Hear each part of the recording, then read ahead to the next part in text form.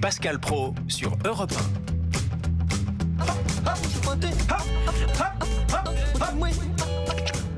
Ah oui. Cavalier maintenant. Bon, on l'appelle Jessie Garonne ou parce qu'on était quand même dans une chanson. On l'appelle, on fait sonner ? Allez, on fait sonner, on va lui parti. dire. Allez, on l'appelle, on va voir s'il répond. Oh là là, j'ai l'impression là de première sonnerie. On laisse un message sinon. Ben oui, mais à mon avis, il va nous envoyer dinguer. Possible. C'est la nuit. Hop, hop, hop. Vous êtes sûr qu'il y a même pas de boîte vocale, hein? Messagerie Orange, bonjour. La personne que vous essayez de joindre n'est pas disponible. Un petit message. Veuillez laisser votre message après le bip. Bonjour Monsieur Jessie Garonne, c'est Europe 1. Je m'appelle Pascal Praud et on parle régulièrement de vous le lundi parce que le lundi on vous rend hommage avec une chanson qui nous met en joie et qui toute la semaine nous accompagne et nous met de bonne humeur. Et cette chanson c'est Lundi et on était jadis sur d'autres ondes où déjà nous passions cette chanson parce que nous avons de la suite dans les idées. Donc vous pouvez appeler directement Monsieur Guenec, je vais vous donner son numéro de téléphone. Ah oui, rappelez-moi Monsieur Jessie. Oui. Monsieur Jessie, comment vous faites ? Vous lui donnez hors antenne votre numéro ? Oui, c'est ça. De toute façon, là, on appelle avec mon téléphone. Donc il faut n'hésitez pas à me rappeler. des Jessie pour des lanternes. Oh. Attention. Oh, excellent. Bien évidemment. Là, il va nous rappeler, c'est sûr. Bon. Ça l'a convaincu. Je suis d'accord avec vous. Bon, on parle du Covid ou pas ? On parle du Covid maintenant ou on fait... Oui. Eh ben, on est avec Robert Sebag, je crois. Bonjour Robert Sebag.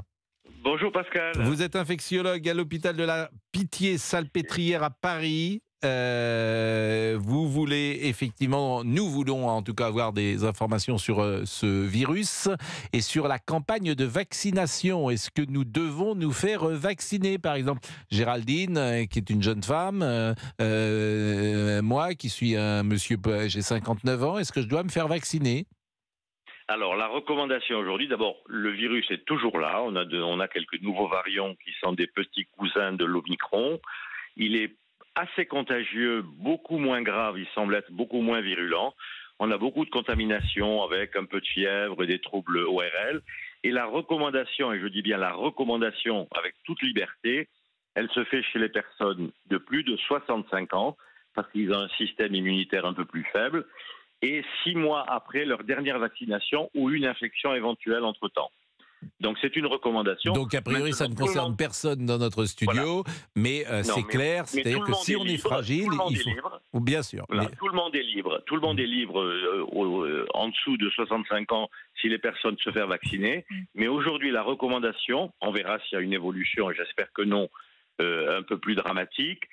Aujourd'hui, c'est les personnes, je vous dis, de plus de 65 ans, immunodéprimées, qui ont des comorbidités, chez qui on recommande, je dis bien on recommande, la vaccination par le Covid-19. L'épidémie en ce moment, elle commence, elle est au milieu, elle est à son pic, elle diminue, vous l'évaluez comment ? Alors, il y a beaucoup de cas, et même tout près de chez moi et autour de moi, énormément de cas. Je répète, ce sont des formes légères.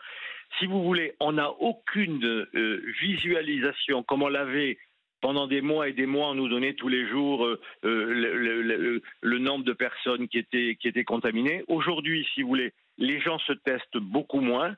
Donc il y a des gens qui ont des petits rhumes, des petites températures. C'est peut-être mieux parce que c'est pas anxiogène et puis ça ne fabrique pas. Voilà, ça ne fabrique pas de la panique. Vous vous souvenez que l'alerte à l'époque c'était de 50 cas pour 100 000 habitants. Oui. Aujourd'hui, comme les tests sont pas répertoriés, il n'y a pas une centralisation de la positivité des tests. On ne sait pas. Ce que je peux vous dire, c'est mon expérience et puis les gens qui m'appellent. Il y a beaucoup de contamination aujourd'hui, et principalement des formes légères. À l'hôpital, on a quelques cas, si vous voulez, de personnes effectivement qui ont des comorbidités, obésité, diabète, maladies cardiovasculaires. Ce qui était d'ailleurs le cas dès la première vague de Covid. Ça a toujours été le cas. Géraldine Hamon voulait vous poser une question peut-être. Donc là, vous nous conseillez j'en vois beaucoup d'ailleurs, dans le métro, de remettre le masque ? Et j'ai vu ma pharmacienne aussi avec un masque. Donc Pascal le sait, j'ai jamais été sur des recommandations, des exigences particulières. C'est le bon sens, si vous voulez. Une personne qui tousse, une personne qui est enrhumée, Covid ou pas, le bon sens fait quand on est dans des lieux fermés, comme le métro, dans des salles peut-être de cinéma, de porter le masque. Mais c'est le bon sens. Il n'y a aucune obligation particulière. Mais la logique, si vous voulez, nous impose ce genre de choses. Okay. Bon, on va laisser passer une page de pub, Monsieur Sebag, et puis peut-être qu'on va vous mettre en relation avec un auditeur, si vous en êtes d'accord. À tout de suite. Vous appelez au 01 80 20 32 21 39 21. Il est midi 21 sur Europe 1. Europe 1, Pascal Praud. Et vous réagissez au 01 80 20 39 21. L'appel est non surtaxé avec Pascal Praud jusqu'à 13h. Et on parle de la nouvelle campagne de vaccination du Covid-19 qui débute aujourd'hui, Pascal. Et Robert Sebag a été clair sur les 2 points. On est dans un pic de l'épidémie, il y en a beaucoup. Et si vous avez plus de 65 ans, vous pouvez vous faire vacciner. Alors Elias est là, il est pilote d'avion. Bonjour Elias. Vous avez quel âge ? 30 ans. 30 ans. Vous voyagez dans le monde entier, puisque par définition, et vous étiez vacciné au moment du Covid ? Oui, et j'ai été très réticent à cela. Et, il ne vous est rien arrivé, vous n'avez pas développé, il ne vous est pas poussé une 3e oreille. Alors, je vais vous dire honnêtement, si je pouvais revenir dans le temps et ne pas le faire, je l'aurais fait. Pourquoi vous dites ça ? Parce que tout simplement, c'était complètement inutile. Il y a plein de gens qui ne se sont pas vaccinés, que je connais, et qui se portent très bien. Non, mais vous, il n'y a pas eu de conséquences, il n'y a pas eu d'effets secondaires. Parfois, il y en a des effets secondaires. Maintenant. Ah, mais jusqu'à maintenant, alors Robert Sebag va vous répondre immédiatement. S'il n'y a pas eu d'effets secondaires jusqu'à maintenant, ils ne vont pas arriver dans 10 ans, Robert Sebag. Non, monsieur, moi, c'est tout à fait votre liberté. Vous avez 30 ans et le risque, et je ne fais aucune recommandation particulière pour vous faire vacciner une 2e fois. Il n'y a pas de problème particulier.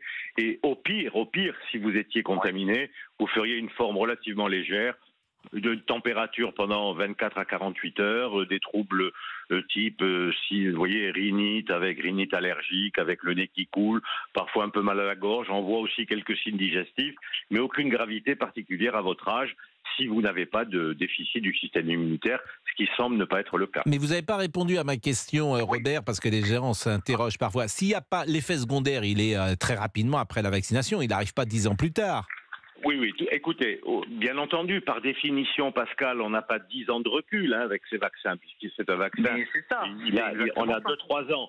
Mais aujourd'hui, on n'a aucun signe particulier, aucune alerte qui nous fait dire attention, il peut arriver. Quand il y a eu des effets secondaires, vous savez que je ne l'ai jamais caché, mais ils apparaissaient. Pardon ? Oui, AstraZeneca, il y a eu des problèmes de thromboembolie, mais monsieur, tout à fait, vous avez tout à fait raison. Moi, je les avais signalés à l'époque, et c'est la raison pour laquelle on avait complètement changé les recommandations vaccinales avec ce vaccin qui n'était pas un vaccin ARN. D'ailleurs, j'ouvre une parenthèse, Pascal, parce que je viens d'apprendre qu'on vient de remettre le prix Nobel de médecine à Mme Carico, qui est une personne qui a travaillé sur l'ARN messager en général et qui a permis l'application de l'ARN messager pour la vaccination. Mais j'y ai vu une reconnaissance scientifique importante. Oui, alors, c'est drôle ce que vous dites, parce que moi, je l'ai décodé un peu différemment de vous, mais j'ai mauvais esprit. J'y ai vu aussi une forme d'idéologie à saluer ce travail-là et qui est très important aussi en même temps, l'ARN. Mais moi, je ne suis pas un spécialiste, donc mais j'ai vu une volonté de mettre l'ARN en avant, et parfois j'entends des choses contradictoires sur l'ARN et sur les vaccins ARN. C'est pour ça que je suis ennuyé. Alors, écoutez, au-delà des vaccins, la découverte, si vous voulez, des capacités de l'ARN messager va au-delà du vaccin sur le Covid. Ça a été la première application. On sait qu'il va y arriver d'autres applications, mais en particulier sur le cancer, il y a de grands espoirs d'utiliser l'ARN. Alors tout le discours qui disait qu'il va y avoir une modification génétique, l'ARN ne pénètre pas dans le noyau des cellules où se trouve l'ADN qui, lui, peut entraîner des problèmes génétiques à terme. Donc ça, je le répète. Elias, peut-être a une question à vous poser, Elias ? Mais allez-y, oui, je vous en prie. Oui, alors moi je m'interroge énormément. Alors j'aurais plein de questions, mais peut-être que ça ferait hors sujet. Mais une particulièrement, dans la mesure où on sait très bien que le nombre de morts avant, lorsqu'il y avait les grandes vagues de Covid, le nombre de morts diminuait avant les administrations de vaccins. Et ça, on peut le revoir sur les chiffres. Le nombre de morts diminuait fortement avant même qu'on administrait le vaccin. Et dans la mesure où on a passé ces grandes vagues et qu'on a vu ce que ça a donné et qu'on a vu qu'à bien des égards, il était inutile de vacciner, ma question, c'est pourquoi ne pas se donner plus de moyens et d'énergie à vacciner sur d'autres choses bien plus graves. Je parle notamment, par exemple, de la prolifération du HPV. Elias, j'entends ce que vous dites et Robert Sebag répondra après la pub. À tout de suite. Il est 12h29 sur Europe 1. Europe 1. Pascal Praud et vous. Merci de nous rejoindre sur Europe 1. Nous parlons de la nouvelle campagne de vaccination qui débute aujourd'hui du Covid-19 avec vous au 01 80 20 39 21. Et on avait un auditeur qui s'appelle Elias qui a posé une question à l'infectiologue Robert Sebag et qui lui a dit finalement vacciner pour le Covid, ça n'a pas d'intérêt, on ferait mieux de vacciner des choses qui sont peut-être plus importantes, en tout cas plus dont les conséquences sont peut-être plus graves. Alors je ne sais pas si on peut répondre à cette question et pour tout dire... Je vais essayer de répondre, Pascal, si vous le permettez. Je vous en prie.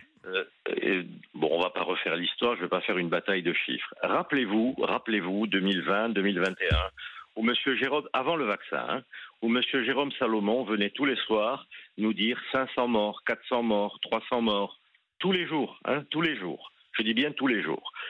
Je me souviens, moi, et ça c'est mon expérience, à la Pitié-Salpêtrière, dans les premières vagues, nous avions un camion frigorifique derrière l'hôpital pour mettre les corps. Ça, c'est une réalité. La deuxième réalité, c'est que quand le vaccin est apparu, il y a des gens qui ne voulaient pas se faire vacciner, c'était tout à fait leur liberté. En particulier des gens avec des comorbidités, des gens, des personnes âgées, c'était la plupart du temps. Et des gens qui mouraient, c'était des gens qui n'avaient pas été vaccinés. Et on a même des témoignages de gens qui étaient à l'hôpital en réanimation et qui disaient « mais si j'avais su, je me serais fait vacciner ». Ce vaccin, il est efficace sur les formes graves. Je répète, sur les formes graves. Effectivement, il n'a pas 100% sur la transmission. Je l'ai dit à l'époque, je le redis aujourd'hui. C'est pour ça que vous pouvez être vacciné et faire et être contaminé et former une forme légère, mais vous ne ferez pas de forme grave parce qu'il y a une action profonde au niveau pulmonaire qui empêche effectivement les formes graves. Eh bien, merci beaucoup. Merci à Robert Sebag. C'est toujours un plaisir de vous avoir parce que c'est toujours extrêmement clair et pédagogique avec vous, Robert Sebag. J'espère d'abord que la rentrée a été bonne à l'hôpital. Écoutez, elle est bonne. On a quelques cas hospitaliers, mais on n'a pas de cas qu'on transfère en réanimation. Et il n'y a pas d'alerte, si vous voulez, aujourd'hui, concernant des formes graves. Par contre, je le répète, la contamination est relativement importante, mais sur des formes légères. Eh bien, vraiment, merci beaucoup. Et puis, merci à Elias, qui est pilote d'avion. Dans quelle compagnie vous êtes, Elias ? Là, je travaille avec Airbus. Et je travaille sur les tests de vol et bientôt en compagnie.